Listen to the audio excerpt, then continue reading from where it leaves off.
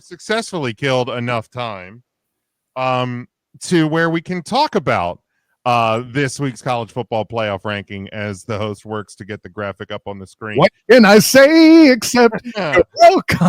It's almost like we're actually like good at this or something. Sort of. The four of us are. I don't know about Ernest. So here is this week's here's this week's field. We have SMU, the second team out. Georgia is the first team out. And when we were looking at the bracket, we have first round matchups of Boise State and Ohio State, Notre Dame and Tennessee, Ole Miss and Penn State, Alabama and Indiana. Your four projected conference champions would be Oregon. They would be the 1 seed. Texas would be the 2 seed. BYU would be the 3 seed. Miami, still clinging to life, would be the 4 seed there. But when you look, and this was the big reveal, and this is what I was curious about. Obviously, we didn't get to go over this last week. Is the actual ranking position different than playoff seeding? So as you see there, Oregon, Ohio State, Texas, Penn State, Indiana, BYU, Tennessee, Notre Dame, Miami, Alabama, Ole Miss, and Boise State are in your top 12. And somebody had asked on the Facebook page last week when the rankings came out, like, why do you have, seeding versus ranking? And I kind of made the best comparison that I could. Like when you look at like the NFL, for example, last year, the Tampa Bay Buccaneers, with a worse record than 2 wild card teams, hosted a wild card round game.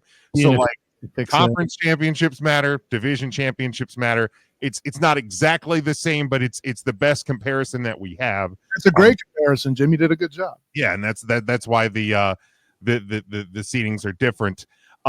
So looking at these, Mike, we'll start with you. What's kind of the best? What's kind of the worst? Looking at the top seedings here. Well, I don't know that it's quote best or worst. It's Power 5 potential buy. We look at Miami as the only member of the Atlantic Coast Conference here in this top 12. Isn't it delicious? No. Thank you, Jim. Boy, but look just a couple spots below. Here comes Ashton Genty. Here come the Broncos. Oh yeah. So I think there's a world where we have an opportunity where Boise State finishes ahead of the ACC champion. Miami has to lose another game for that to happen. And buddy, listen, and you're nodding, so you hear what I'm saying. But for those who want to know where I'm going, is if you look at the schedules, there is no credible world, even with all my ACC criticism, that you can put Boise State's strength of schedule anywhere close to what Miami's doing. You just can't do it. I can't wait for them to lose to SM who in the ACC title game, and then we have to have a conversation of SMU or Boise State, who gets the bye.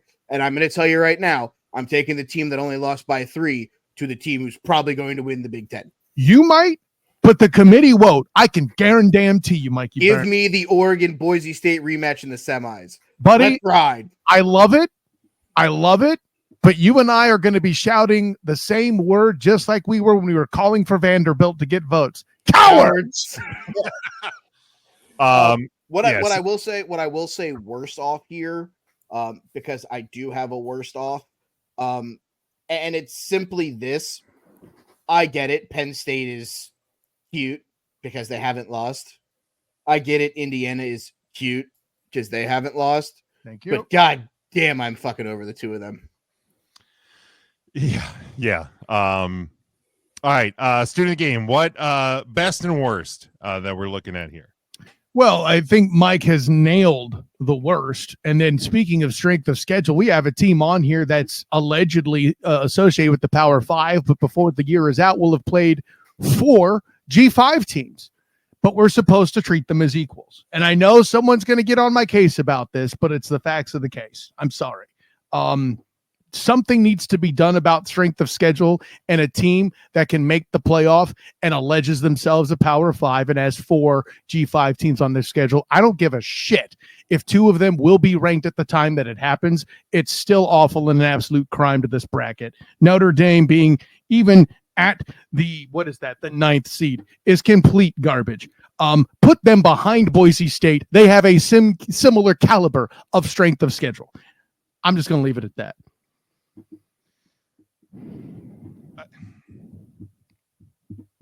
I don't know that I necessarily agree with the and I understand 4 G5 opponents, but outside of the G5, you also do have on Notre Dame's side a Texas A&M on the schedule.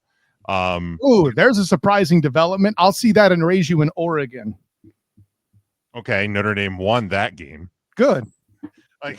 And we still, and in fairness, Jim, that Texas A&M, the value of that game keeps changing, which is why we can have this conversation. Sure. There's a non-zero chance that Texas A&M just completely craps out and loses out.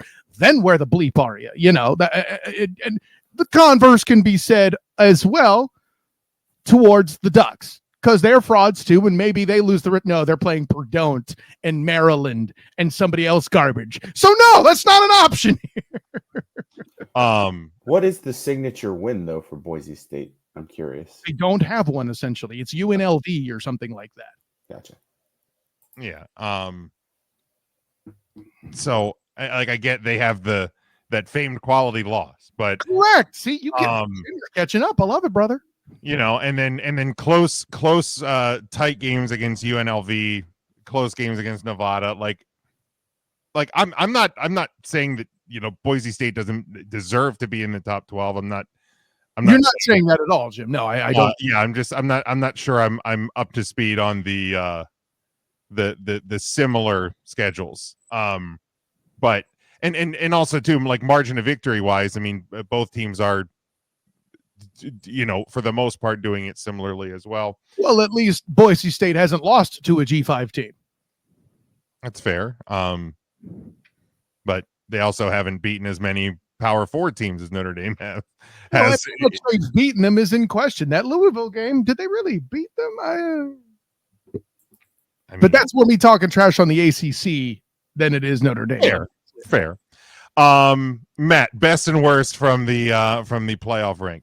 Yeah, I'm not going to disagree with the panel on the worst. I will make a slight correction to Mikey's comment about Penn State and that they did, in fact, already lose. So the fact that they're still up there with that loss, it makes it even worse, I would say. That's a great point, Matthew Muehlheisen. Yeah, put BYU at 4, you cowards. I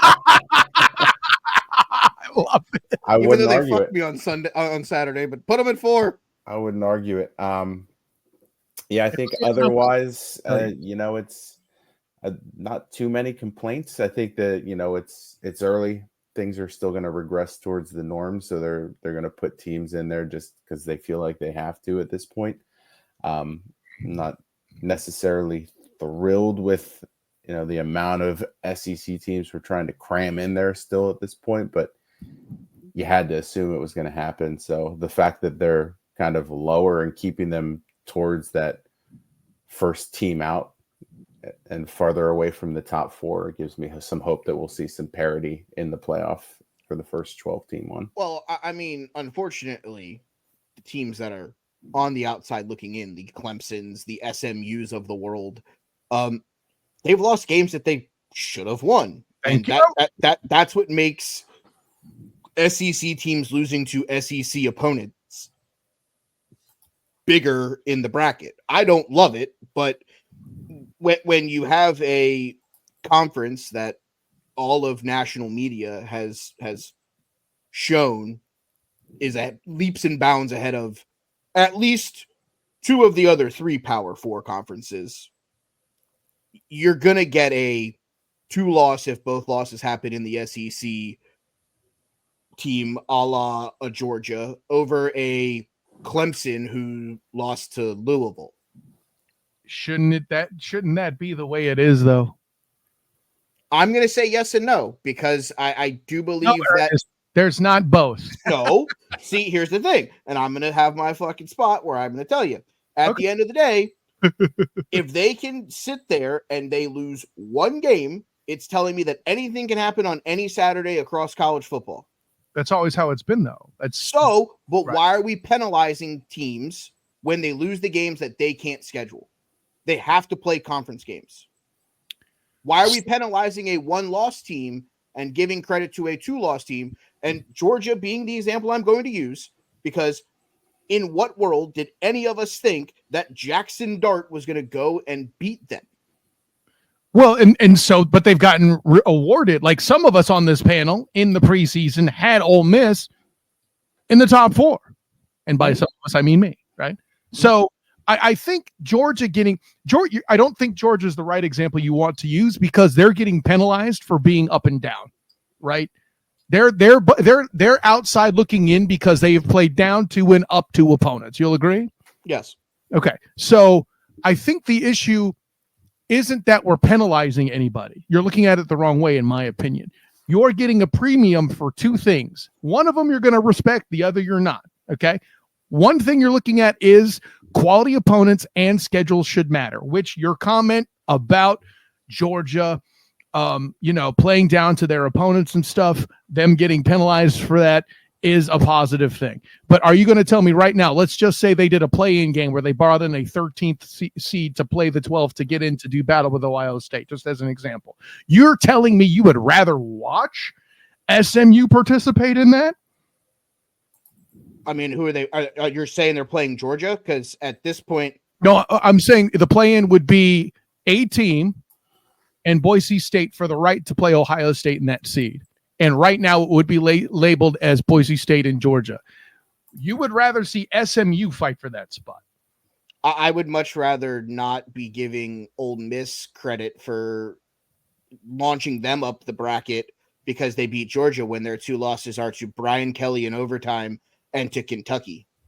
So in the case of Brian Kelly, and this is the downside. Yes, this is you not talking trash on Brian Kelly, Jim. We know. The thing I think Brian Kelly's done enough for himself for me to stay quiet on this one this year. Again, no trash chalked by Jim on Brian Kelly on this show. Doesn't happen.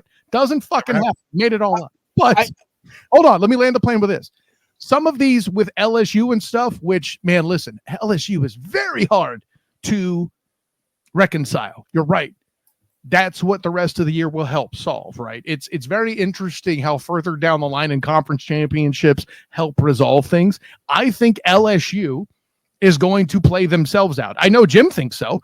So, that LSU conversation is one that could eventually knock Ole Miss out organically. Do you agree? Well, I mean, if Ole Miss runs the table, they're not going to play in the SEC title game. So I don't necessarily think they can play themselves out. But I'm saying LSU will. Oh, I think LSU is already drawing dead.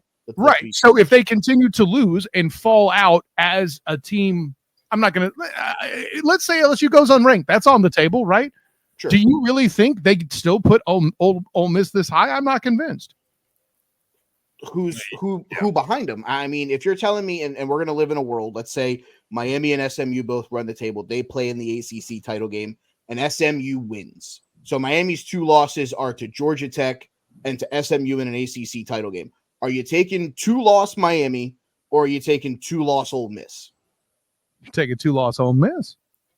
Even though Ole Miss is out of conference schedule was Furman, Middle Tennessee State, Wake Forest, and Georgia Southern. Correct, because their in season schedule wasn't Georgia Tech, Boston College, Louisville, and these other one Pitt. No, it was Kentucky, South Carolina, down Oklahoma, Arkansas, a Florida team that we all think should have fired their coach, and Mississippi State, who might be the worst team in the SEC. That doesn't change my answer. But that's what I'm saying.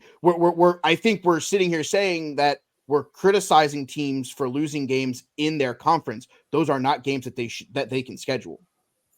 I'm tying this back to the Notre Dame discussion. It's the fact that they can't schedule it that makes it a disadvantage for the SEC. They can't escape. They are in the best conference in college football. There's no debate.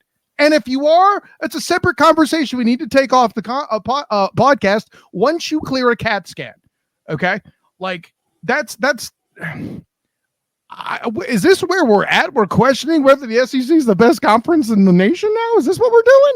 No, what I'm saying is I don't think that the SEC being the best conference should get them 5 or 6 automatic teams into the bracket. Then, but you'll admit the ACC's done themselves no favors. If they had another team, if they had 2 undefeated teams right now, which they don't, but if they did, you're telling me they wouldn't be here? Come on, son. I mean, there's what is there? 1 undefeated team left in college football? You're telling me undefeated teams this late in the season when an ACC team is good doesn't happen?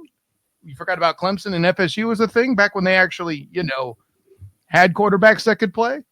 Yeah, unfortunately, we don't have the answer because when the first rankings had come out last week, Clemson had already found themselves out of the discussion. I will say this. I think SMU should be in the top 12. I think you're on drugs, but that's fine. Okay, but their 1 loss is an out-of-conference game to the team who's currently the number 4 team in the bracket. Who else? And it was a 3-point loss as well. But how often have we talked about how the ACC is worse than the fucking American before the Big 12 expansion? Yes, they should have that held against them, that their path to the playoff is easier. Right? No, I don't think it should be held. Well, against you're them. out of your fucking mind, Byrne. I'm sorry. And you know what? That's fine. But this is also the conversation of the SEC has now put themselves into a holier than thou of the NCAA slate, because now every person in the media, every person in the media wants to sit here and tell me. You land the plane, and I'll tell you how my second point ties in. Go ahead. You know what? I'm wrong. SEC is the greatest thing since sliced bread. Don't do that. Just the media. I literally mean it. It ties into my next point. Go ahead. I just don't think that we're sitting here in a world where the SEC is now is leaps and bounds and should be put on this pedestal that they deserve something. I think every team has to go out and play the football games. That's where I'm at. You play who you schedule, you play who the conference schedules you to play, and I think a 1-loss SMU team is more deserving than an Ole Miss team who lost to Kentucky. Just like immediately right after we have the conversation about the Texans being able to walk out of the South. That's another example. But here's the other piece, too, that we're not talking about that nobody here is particularly fond of. Their media draw is also a tiebreaker because money's a thing, fellas. Yeah, that's also why Notre Dame's 8, Kyle. Yeah, which is the bullshit I've been calling the show for years. Thank you. I don't talk shit on Brian Kelly. We know that. That's what I'm saying. But okay, but to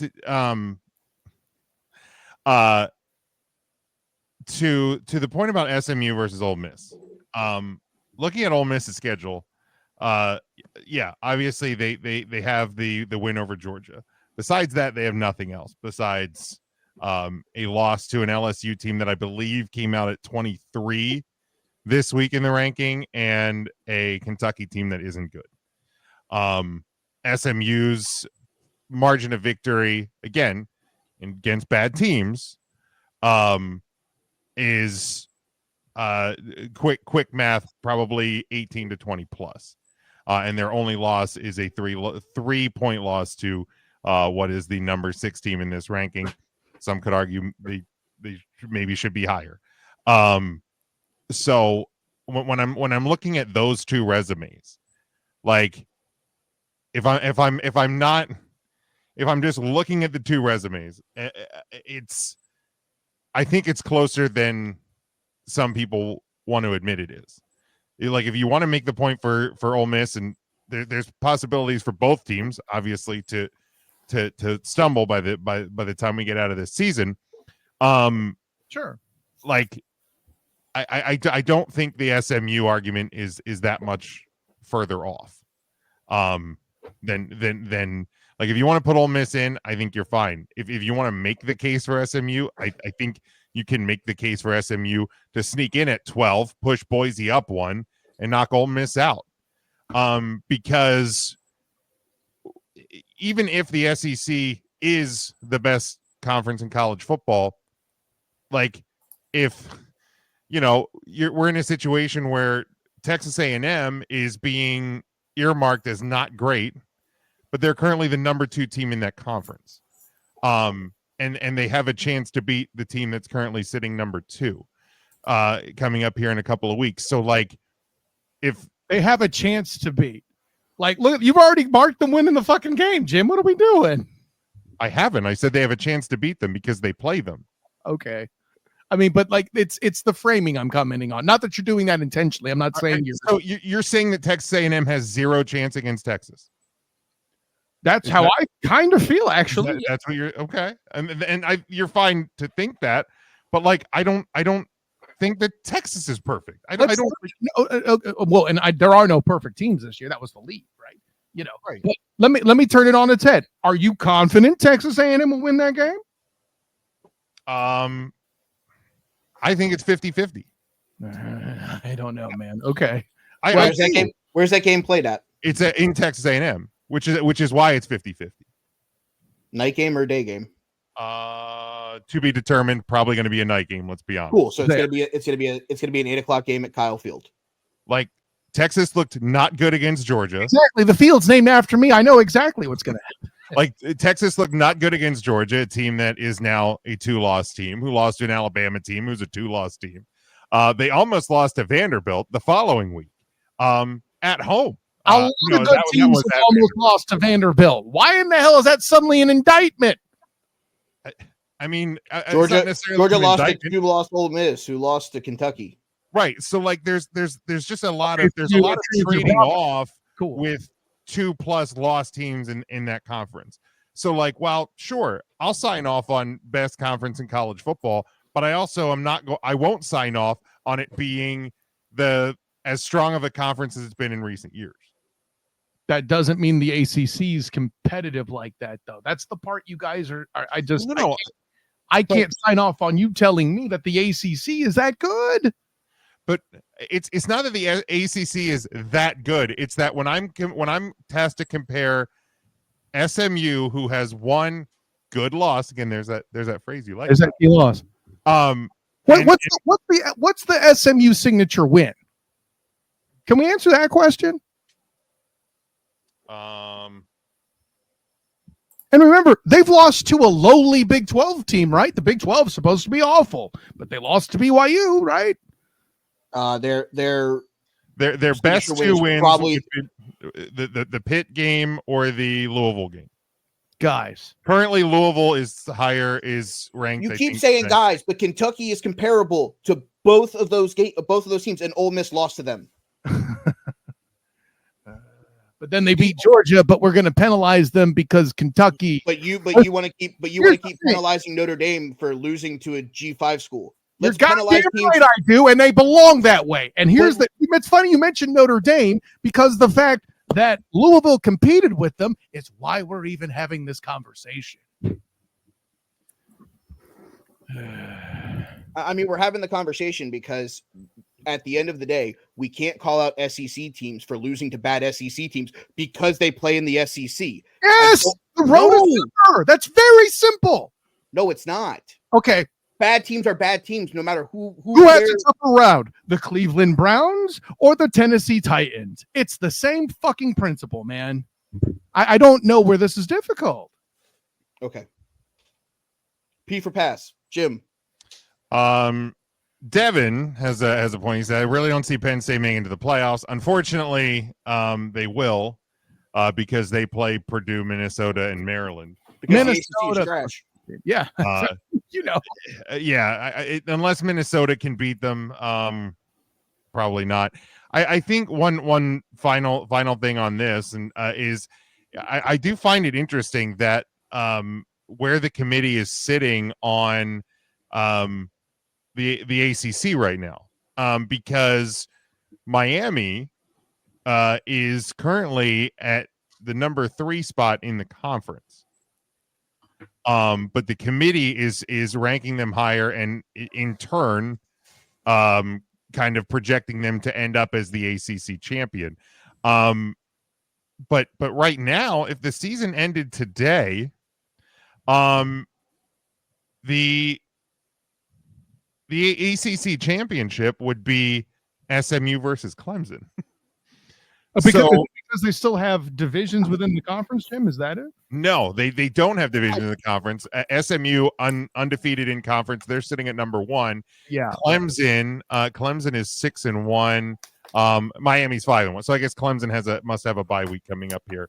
That Miami does not. So I guess they're saying that was confusing to me. All things shake out. I guess they'll have Miami above. But yeah, it's just an interesting look of where the conference actually sits and where the committee thinks it will end up. So that's a fascinating point by you. I agree. All right, but anything else playoff wise? I think this is a great time for me to I got a gift last week that I was gonna bring out on the show, and unfortunately we didn't do a show, so I'm gonna bring it to everybody. I got a package, and I'm gonna take off my headset real quick, and I'm gonna. I was going to say, don't show your package on air. Jesus Christ! I mean, up our viewership. I mean, yeah, it might go through the roof, but we might get a strike. You got mail. Oh, for fuck's sake! This is what we're doing. Dan Lanning sent me a package. Yeah, wanted me to say thanks, guys, for all the support, especially Jim and Mike. Wanted me to say, Ernest, thanks for picking Oregon State and the points when we picked them on the docket. Thanks for not jinxing us, you jinx. And he also wanted me to say, Matt, he appreciates all your witty banter and your humor when you're here. He'd love to have you in Oregon to do some recruiting. And he wanted me to say, Kyle, P.S., quack, quack, motherfucker. Yeah, you're welcome, asshole. Oh, my God. Go Ducks. Well, I can't think of a more perfect way to jump into the college football pickups for this week.